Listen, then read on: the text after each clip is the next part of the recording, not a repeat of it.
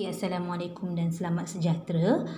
Okey, hari ini cikgu akan teruskan dengan tajuk yang kedua iaitu 2.2 kitar nutrien dalam ekosistem. Okey, sebelum kita mulakan dengan tajuk apa kita nak tengok dalam tajuk kitar nutrien ni, yang pertama kita kena fahamkan maksud nutrien itu sendiri. Okey, apa ni maksudkan dengan nutrien?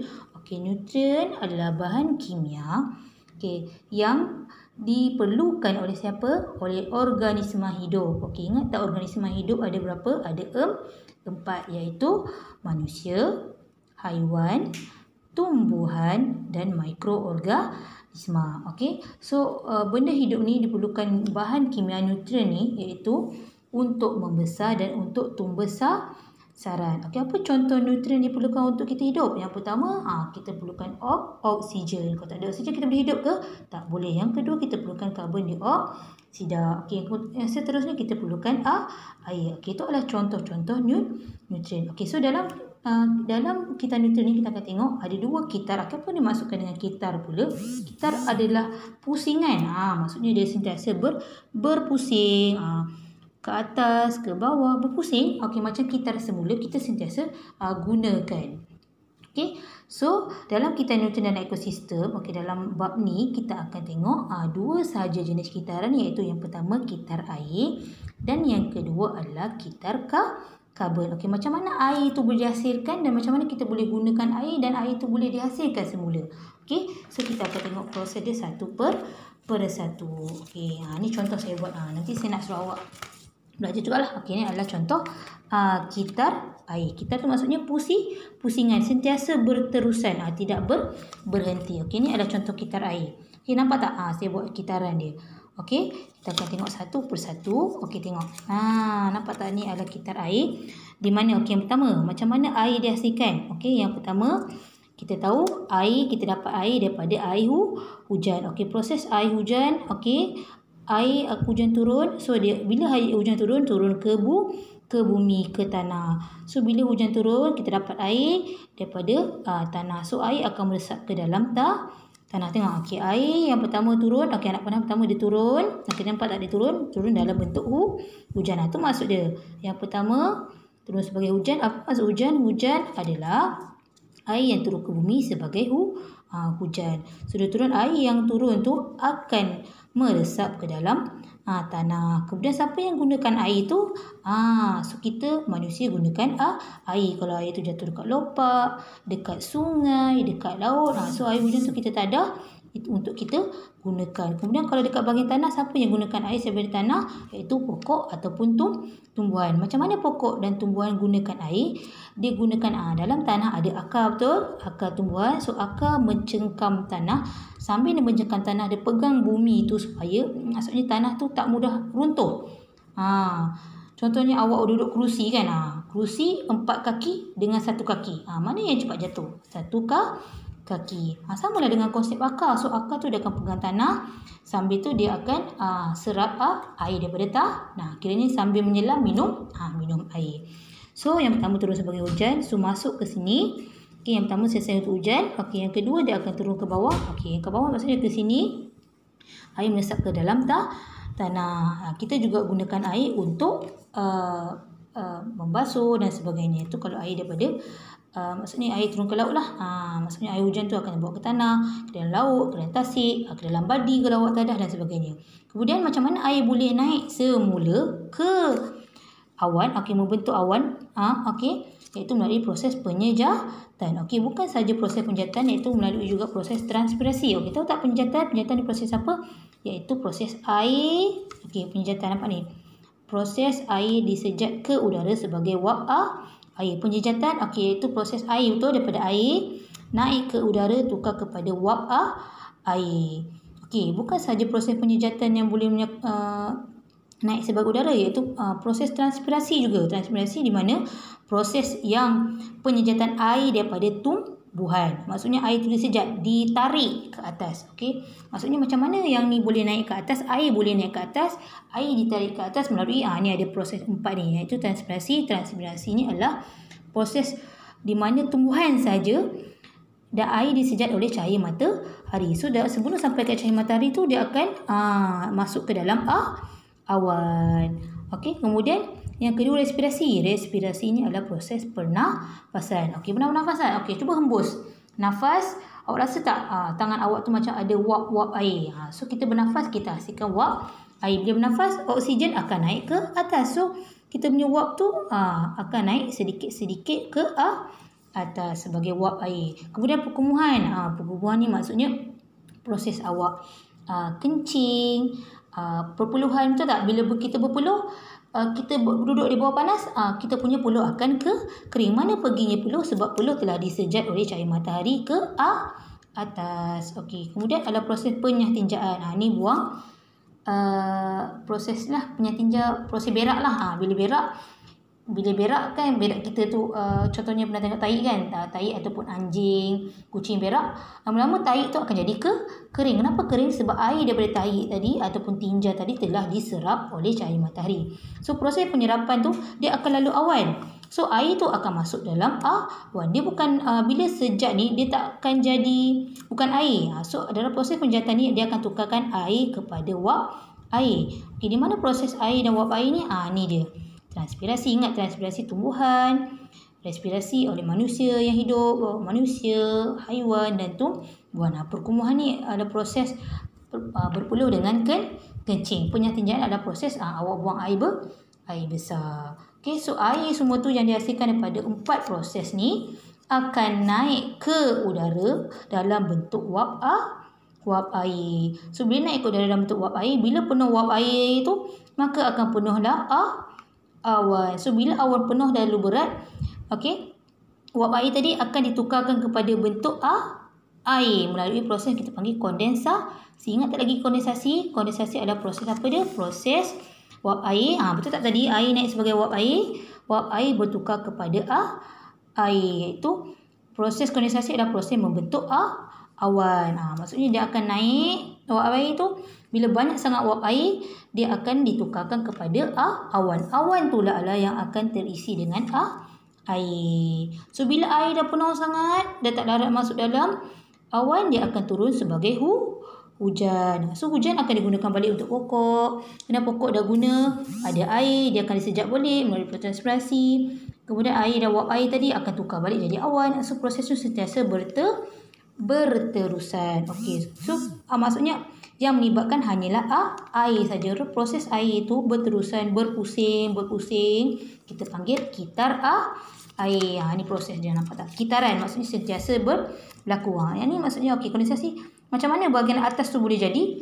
Proses air daripada wap air tadi tukar kepada air dalam bentuk awan. So air tadi turun ke bawah sebagai hujan dan air daripada tanah akan diresap ke dalam tanah. Kemudian macam mana air boleh naik ke atas jadi bentuk awan balik? Melalui 4 proses ni. Iaitu proses air jadi wap air. Ni wap air, betul, air dari wap air kepada air. Air turun ke sebagai hujan. Dan hujan tadi meresap ke dalam bumi digunakan oleh oleh tanah. Okay, kita panggil kitar air. So nanti saya nak cikgu nak awak buat macam ni. Tak kisahlah awak lukis ke apa, lukis. Betul lah ikut kefahaman awak. Ni cara cikgu. Nak tiru boleh, tapi kalau awak ada kreatif, buat lagi kreatif daripada cikgu. Ingat, kitar air sentiasa ada kitaran berpusing. Okey, saya harap awak faham. Okey, next kita tengok pula dalam okey. Tengok apa? Iaitu kitar karbon. Okey, dalam kitar karbon kita tengok siapa yang hasilkan karbon ataupun bebaskan karbon, beri karbon, kemudian siapa yang gunakan karbon. Okey, karbon ni dia punya formula dia adalah CO2, karbon dioksida. Okey, tengok dulu. Apa proses yang menghasilkan karbon? Okey, yang pertama proses hasilkan karbon adalah proses perebutan. Perebutan. Tahu tak perebutan ni apa? Perebutan ni proses merebut. Okey, siapa yang merebut? Haiwan. Betul, haiwan dah mati dia akan merebut. Betul. Tumbuhan dah mati dia akan merebut. Merebut tu dia akan dimakan oleh bakteria. Bakteria pun akan mati. Semua benda hidup akan mati dan akan merebut. Even though manusia pun, walaupun kita tanam, bila dah lama-lama awak tengok, dia akan tinggal tulang. Kenapa dia tinggal tulang? Berlaku proses perebutan. So proses perebutan ni dia akan bebaskan karbon dioksida. Okey, yang kedua. Apa dia yang gunakan karbon dioksida? Maksudnya bebaskan karbon dioksida lagi adalah proses daripada pengilangan. Pembakaran. Pembakaran. Okey, biasanya pembakaran bila bakar. Okey, pembakaran ni ingat tak lagi tingkatan 1 awak belajar pembakaran untuk api tu menyala lagi banyak perlukan oksigen. Tapi apa daripada bila api tu dah menyala dia bebaskan apa? Dia bebaskan karbon dioksida. Apa yang masuk dan yang keluar adalah gas yang berbeza. So pembakaran api tu okey, api dia akan bebaskan karbon dioksida. Okey, kemudian seterusnya adalah proses respirasi. Okey, respirasi ni apa? Proses bernafas. Di mana bernafas awak gunakan oksigen. Manusia gunakan oksigen, haiwan gunakan oksigen, tumbuhan bernafas gunakan oksigen. So bila kita guna oksigen, kita dah guna, kemudian kita bebaskan karbon dioksida. Okey, karbon dioksida. Okey, satu lagi. Apa dia? Ada lagi tak? Okey, so tengok. Okey, yang pertama perebutan, pembakaran dan respirasi. Okey, so 3 saja yang awak perlu ingat untuk maksudnya yang hasilkan, yang keluarkan, yang bebaskan karbon. Okey, kemudian tengok siapa yang gunakan karbon? Okey, siapa yang gunakan karbon dioksida? Okey, siapa yang gunakan karbon dioksida? Di mana maksudnya proses apa yang kita perlukan karbon dioksida? Okey, itu satu sahaja. Itu proses fotosintesis. Okey, siapa yang buat fotosintesis? Fotosintesis adalah siapa yang buat? Tumbuhan. Okey, apa itu fotosintesis? Adalah proses tumbuhan membuat makanan. Okey, ingat lagi taktik 1 belajar tumbuhan buat makanan. Dia perlukan apa? Ada 4. Okey, ada 4. Dia perlukan apa? Air, klorofil. Klorofil tu hijau lah. Cahaya matahari dan karbon dioksida. So, dia bila gunakan karbon dioksida, maka dia akan hasilkan oksigen. Maksudnya dia perlukan gunakan karbon masuk dalam ni. Kemudian guna dia masuk. Kemudian dia akan keluarkan oksigen. Okey. So kita tengok kitar. Sama juga kitar adalah satu pusingan. Tapi macam ni tak nampak sangat lah. Okey. So pusingan dia macam ni nampak. Okey. Yang perlukan. Tengok tadi saya kata. Tumbuhan, haiwan, benda hidup. Dia. Bila dia mati. Okey, semua akan mati. Bila mati dia akan jadi organisma mati. Dia akan mereput. Dalam proses pereputan yang keluarkan bau tu. Maka dia akan hasilkan karbon dioksida. Ni haiwan, tumbuhan yang mati tadi. Dah mereput. Akan hasilkan karbon dioksida. Nampak tak? Ni daripada tumbuhan dah mati. Hasilkan karbon dioksida. Okey, dia mereput. Okey, haiwan mereput, mati. Dah hasilkan karbon dioksida. Okey, kemudian mikroorganisma, kulat, semua kuman-kuman mati akan bebaskan karbon dioksida. So 3 ni adalah proses bebaskan karbon dioksida melalui proses pereputan. Saya tulis pereputan. Okey, kemudian okey, nampak tak? Ni pereputan. Okey, ni adalah proses pengilangan. Kenapa pengilangan dia bebaskan karbon dioksida? Nampak tak asap ni? So dilakukan pembakaran. Bila bakar asap ni kita dibebaskan karbon dioksida. So karbon dioksida ni juga akan dihasilkan. So banyaknya karbon dioksida di udara, di bumi. Tapi okey, kemudian manusia, haiwan okey bernafas bebaskan karbon dioksida. Tengok nampak banyak yang hasilkan karbon dioksida. Tetapi yang gunakan karbon dioksida tadi saya kata hanya satu saja, iaitu tumbuhan. Nampak tak karbon dioksida ni dia masuk maksudnya gunakan oleh tumbuhan untuk membuat makanan, iaitu proses fotosintesis. So apa jadi kalau kita bumi kita kurang tumbuhan? Siapa nak guna karbon dioksida? Sedangkan banyak proses, maksudnya kita punya kehidupan ni yang hasilkan karbon dioksida. Contohnya pembakaran, contohnya kereta dia gunakan diesel, asap-asap semua hasilkan karbon dioksida. Tengok. Pernah fikir tak? Kenapa awak suka pijak rumput? So bila rumput mati, tak ada yang hasilkan oksigen. So kandungan udara kita akan jadi banyak karbon dioksida. Maksudnya kurangnya oksigen. Sebab yang hasilkan oksigen adalah daripada fotosintesis sahaja. Okey? So yang bebaskan karbon dioksida ni banyak. So, jadi kita seimbang. Kita punya kitaran macam tu. Okey, so tu adalah kitar karbon. Sama nampak tak di kitar, maksudnya macam mana dia boleh dihasilkan dan digunakan. Ni tak nampak dah. Okey, nampak tak? Semua dihasilkan. Ada 3 proses tadi, iaitu yang pertama pereputan. Okey, yang kedua adalah daripada pembakaran. Pembakaran asap daripada asap motor, asap kenderaan, asap kilang, apa-apa sahaja asap yang dihasilkan adalah hasilkan karbon dioksida. Yang kedua daripada pernafasan, iaitu daripada respirasi. Semua benda hidup, organisma hidup bernafas. Yang bernafas apa? Tumbuhan, haiwan, mikroorganisma, manusia. So dia akan bebaskan karbon dioksida. Nampak? Semua dah berkumpul. Kemudian yang gunakan karbon dioksida balik digunakan oleh tumbuhan dalam proses fotosintesis. Okey? So jelas? Tadi kitar air, ni kitar karbon. Nanti awak nota lah ikut awak punya kreativiti.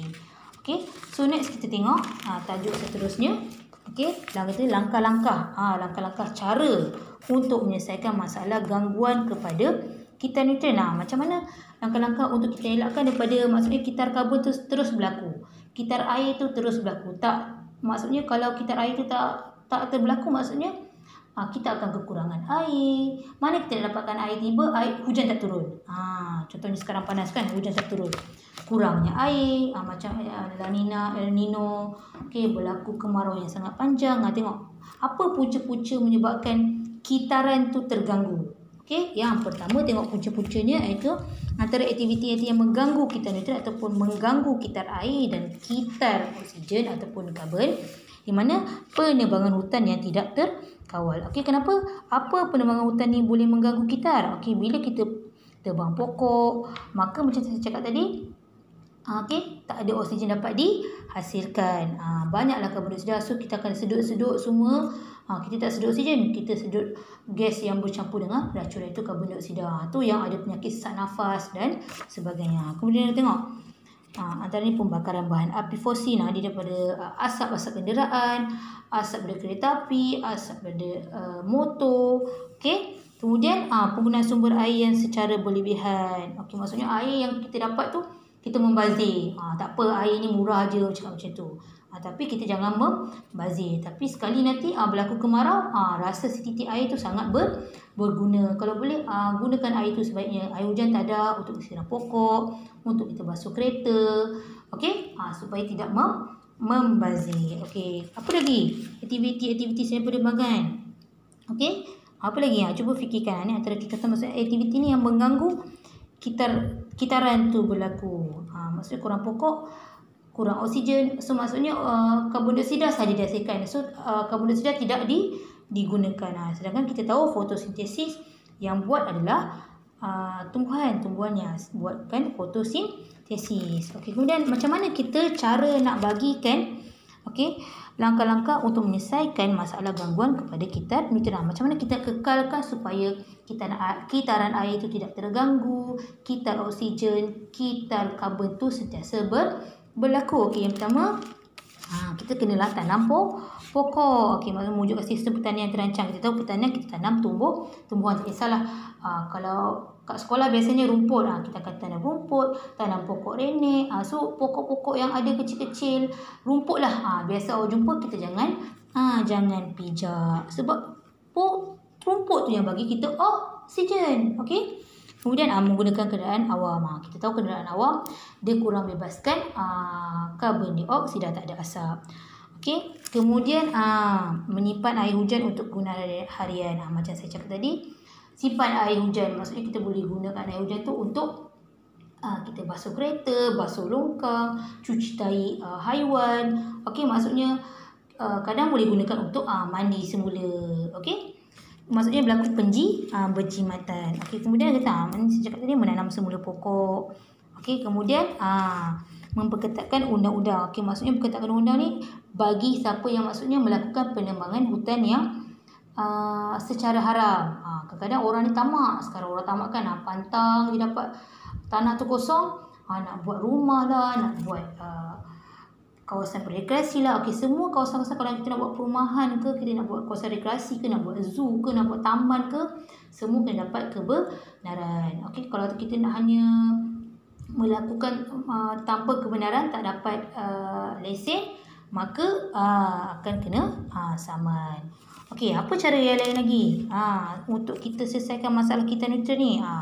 Okey, selain daripada tu kita boleh juga kongsi kenderaan. Sekarang kan memang semua orang mampu. Satu rumah tu awak tengok sekurang-kurangnya ada 2 kereta. So kalau tempat kerja yang sama, kalau kita sewa rumah, tempat kerja yang sama, macam sekolah kan, tak payahlah awak nak pergi naik motor. Ada besar kan naik motor, ada lesen.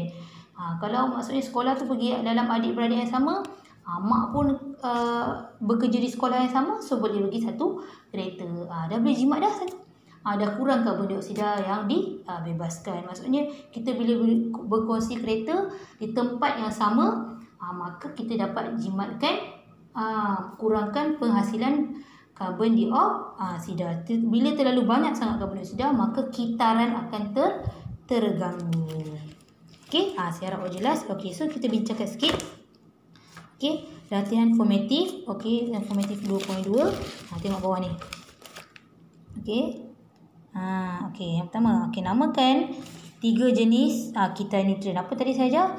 Kitar air, kitar oksigen dan kitar karbon. Okey, kemudian berikan 2 proses perubahan jirim dalam kitar air. Apa maksud perubahan jirim? Pepejar kepada cecair kepada wap air. Ingat tak tadi? Ada 2 kan? Iaitu yang pertama, okey, saya ulang balik ni, nampak ni. Iaitu proses kondensasi, di mana kondensasi tadi wap air menjadi air. Itu proses kondensasi. Okey, yang kedua adalah proses ni. Pilihlah transpirasi ke, respirasi ke, perkumuan ataupun penyahtinjaan. Tapi jawapan tepat adalah transpirasi, di mana transpirasi air daripada tumbuhan disejat ke atas ataupun disejat ke atas menjadi wap air. Nampak tak? Air disejat ke udara sebagai wap air. Maksudnya air kepada wap air. Itu maksudnya proses perubahan jirim daripada air kepada wap. Ni daripada wap kepada air. Itu proses perubahan jirim. Pastikan awak tulis 2 proses, iaitu kondensasi wap air kepada air, transpirasi air kepada wap air. Okey, kemudian terangkan peranan organisma dalam kitar karbon dan kitar oksigen. Organisma, siapa organisma ni? 4 tadi, iaitu haiwan, tumbuhan, manusia dan mikroorganisma. Okey, macam mana fungsi dia? Di mana awak tahu organisma hidup dia berhasilkan karbon dioksida melalui proses respirasi, daripada proses apa tadi tengok tadi? Proses perebutan. 2 proses ni yang menyebabkan organisma hidup. Okey, dan satu lagi adalah proses fotosintesis, menyebabkan tumbuhan.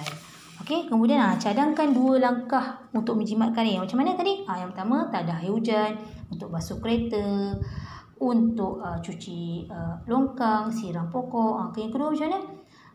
Gunakan air bila gosok gigi, tak ada air. Kalau boleh guna dalam cawan. Jangan sambil gosok gigi buka air. Kemudian yang ketiga, macam mana cara dia? Basuh kain. Kalau basuh kain jangan kain sikit terus nak basuh kain. Pastikan mesin basuh tu penuh barulah kita basuh kain. Okey, itu antara langkah-langkah untuk jimatkan air. Okey, boleh juga tulis langkah-langkah yang lain. Okey, itu saja untuk hari ini. Nanti kita akan sambung untuk tajuk yang seterusnya. Okey, saya harap awak siapkan nota dan boleh jawab soalan dan faham. Okey, assalamualaikum dan selamat sejahtera. Terima kasih semua.